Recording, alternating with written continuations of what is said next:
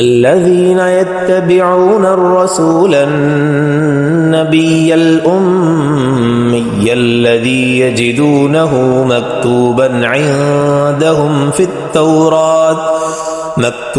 عندهم في التوراة والإنجيل يأمرهم بالمعروف وينهاهم عن المنكر ويحل لهم الطيبات ويحرم عليهم الخبائث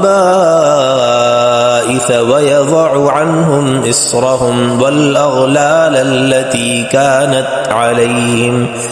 فالذين آمنوا به وعزروه ونصروه واتبعوا النور الذي أنزل